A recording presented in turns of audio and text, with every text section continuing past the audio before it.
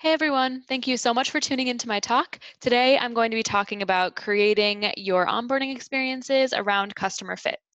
So first things first, hi, I'm Sarah. My current title is Growth Marketing Specialist at Drift, and I was previously a conversational marketing specialist, and before that I was a customer advocate. So I've been at Drift for about a year and 9 months, and I've been working on the growth team since late August of 2018. So I've been on the team for a few months and we focus on touchless activation, so free user signups and activation, and as well as demand gen and we own our own lead segment. So I work on both teams, but today I'm talking about how we approach onboarding for our free users. So this is really going to be about how we use lead scoring to create different onboarding experiences for our free signups. So before someone even signs up for Drift, their onboarding starts when they come onto our website. So we already want to create a custom experience for those people. So we create website variations based on Mad Kudu score. We leverage Mad Kudu and Intellimise as two different tools to help us perform these fun experiments. So Mad Kudu is a lead scoring tool that leverages AI and customer data to score your leads in a dynamic and ever-changing way based on their firmographic information, but also their behavior inside your application and on your website to really help you and your sales reps understand how good, quote unquote, your leads are. And then Intellimise is a platform that allows you to create website variations and target them based on a lot of different criteria. We target based on Clearbit information, we target based on Mad Kudu score, and we create a lot of different website variations for the different kinds of traffic that we have coming onto our website. So we have created a bunch of Intellimise variations on 3 super high converting pages on our website to kind of help leverage the pages where we want people to sign up versus chat with us. So on the right, you'll see our simple as homepage variation versus the control, which is on the left. So on our homepage, we really want our bad leads to create a free account first. We want to create a more touchless experience and have them go right on forward with creating a free account. With our good leads, we want to leverage a conversation before we push to a free account. And the reason why we do that is because for us, meetings booked generally helps with higher MRR than a free account converting to a paid account. So for good CQL or for good leads, we try and leverage conversations. For bad PQLs, for bad leads, we try and leverage free signups almost immediately. And the simple as homepage has a 1.79 conversion rate versus the control, which converts at a 0.49 conversion rate. So we're actually doing better at getting the people that we want to sign up with this variation. We also leverage headline changes to give people a little bit more information on what they're actually signing up for and what Drift can actually do for them. So we want to give them a little bit more information on why they should sign up for Drift and add a little bit of social proof in there. So 150,000 plus businesses are using Drift to connect with their customers now. See how Drift Chat works on your site right now. And we also like to play around with the hero image and the rolling logos that we show to see if we can try and drive some more signups and some more signups from that social proof. So we then have our powered by page, and the way that you get to drift.com/powered by is through our widget referral. So we have done a lot of work on creating viral loops through the Drift branding that shows on our chat widget, and when you click on that chat powered by Drift hyperlink, you actually come to our powered by page. And about 18% of our signups happen on our Powered By page. So we're driving a lot of freemium traffic to the Powered By page that then drives freemium signups. So it's a fun little viral loop that we've worked really hard on in 2018 for sure. So these Powered By variations convert way higher than the control. And we think the reason why is the control is a super long form page, really text heavy, and it talks a lot about what conversational marketing is, versus these Powered By variations, which are a single split screen. There's nothing below the fold. We do a product highlight, so we'll highlight our bot or our meetings tool or our Drift profiles image, or tool, or we'll do a social proof. So we'll highlight a customer that's having a lot of success using Drift. And we also leverage the website that they came from. So do you want the experience you just saw on drift.com on your own site? Get started with Drift. It's totally free. Create a free account now. So we kind of give them enough information and give them enough leverage to then feel the need to create a free account. And these perform very well. And then we have our pricing page, which obviously is a higher converting page as well. This is our top variation right now. It's actually being shown to about 80% of our traffic versus the control, which is sent to about 20% of the traffic. And the reason why that's happening versus a 50-50 is Intellimise actually does a Bayesian split.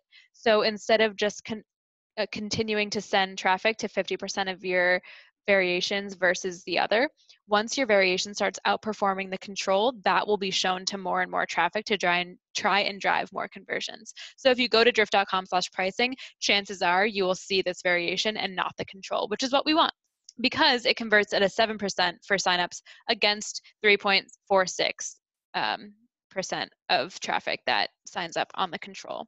I didn't even put the control image on this page. It's honestly not very pretty. This one is definitely better, and we're really excited to see that it does also aid in conversions. So awesome, high five. Someone signed up for a free account. Now what do we do?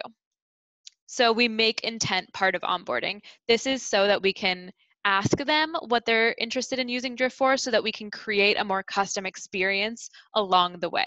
So this is the final step of the onboarding process before you install Drift. And we really wanted to know if people were looking at these, checking all that apply, or if they were just checking random ones. So we tested it and we switched around the order of things, and we saw that people were actually looking at the options and checking all that did apply. So we found that the top 2 reasons people were signing up for our free plan was talk to leads and live chat for support, which is perfect. That's what we're made for. We're super excited. We were very interested to see that chatbots was lowered down in the like number 3 as part of the intent rather than number 1 or number 2, which makes sense because our free plan is just live chat. It doesn't include bots. So it kind of helped with some of the inferences we were making, and it helped solidify those. Another good example of a company that asks for intent when they're onboarding is Amplitude. So I was invited to our Amplitude account this week, and right after I was done filling out my personal information, it asked me what team I worked on. So I said that I worked on our product team, because technically our growth team falls under product.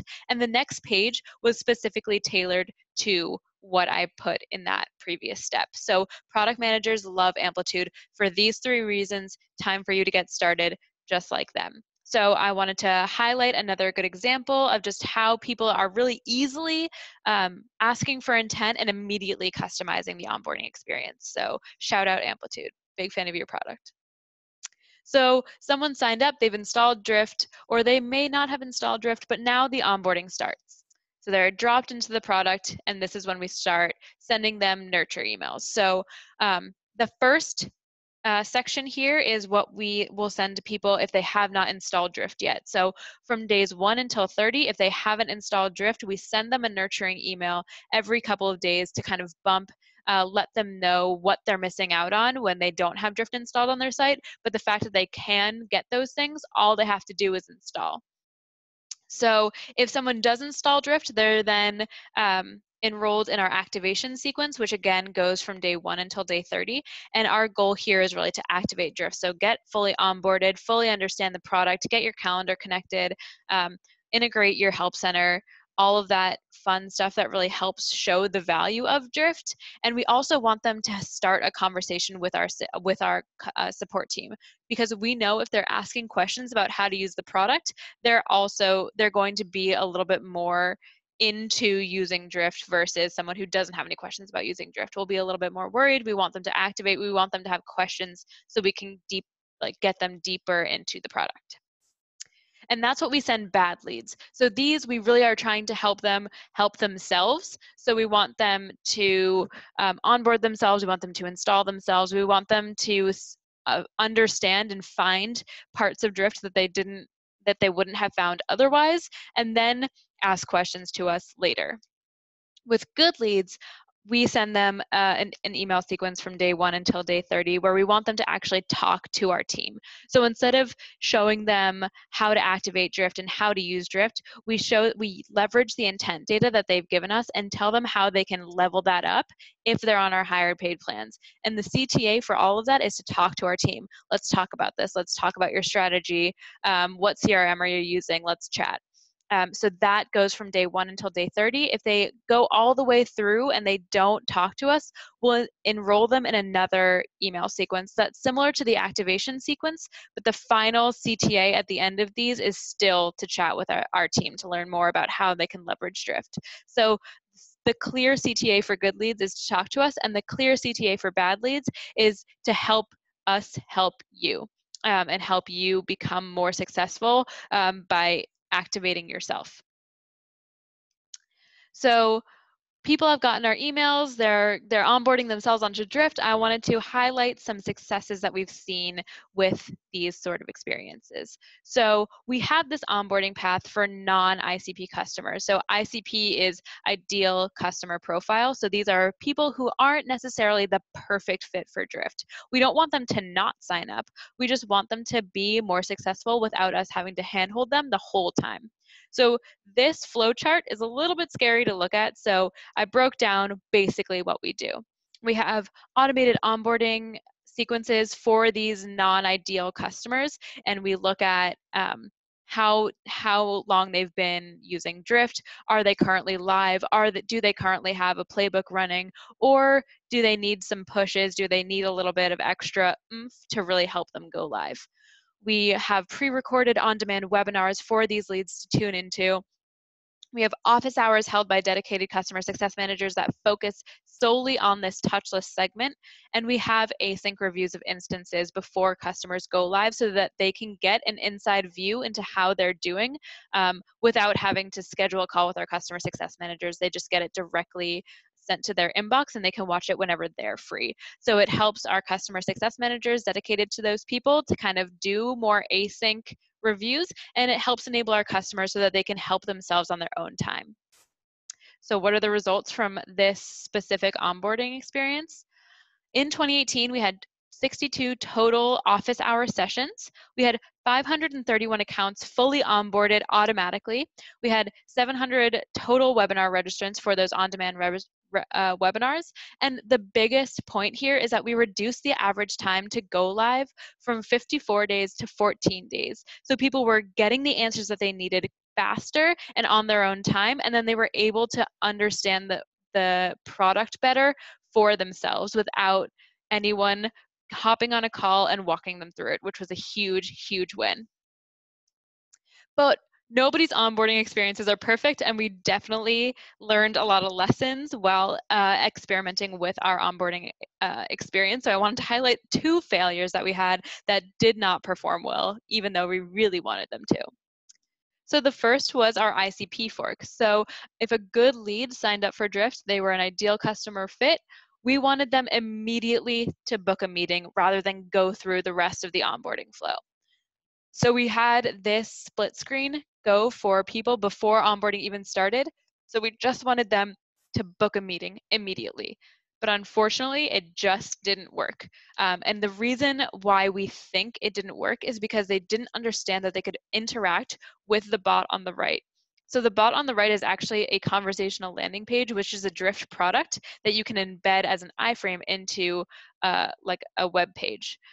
But it's a relatively new product. People don't really know about it when they're signing up, and it wasn't obvious that we wanted them to interact with it, so people would just skip this step. So it booked almost no meetings. It was such a failure, and our sales team was so excited about it, and unfortunately, it just didn't work. And then another thing that we did was we leveraged that Mad Kudu lead scoring, and we only sent this bot free trial to our bad leads. So Mad Kudu lead score is bad. And it was positioned as a surprise, like, congrats, you've been selected to have a bot free trial. You can have it for this amount of time, and I'll flip the switch for you, and you can do it all by yourself. People were definitely interested, but people who are a bad fit for us are a bad fit for a reason, and unfortunately we didn't give them the bot free trial for long enough for them to actually see results and want to upgrade. This also was an experiment that we didn't tell enough of our sales reps about and our sales directors about, where people were coming into chat and our sales reps had no idea why this free account had a bot. So it led to an internal friction. So we definitely learned about how to communicate with our team better about experiments that we were running, and also understand what parts of the product will show our customer success no matter the website traffic that they have. So this was definitely another good learning experience of what does not work for our free users who are not a great fit. And so as I wrap up, I just want to leave you with this message. No PQL, no product qualified lead is exactly the same, so their onboarding experience should reflect that.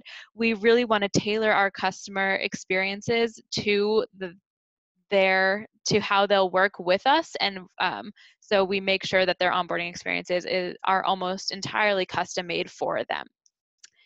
Thank you so much for tuning into my talk. I hope you liked it. If you want to tweet at me, my Twitter handle is Sarah_Pion, or you can find me on LinkedIn as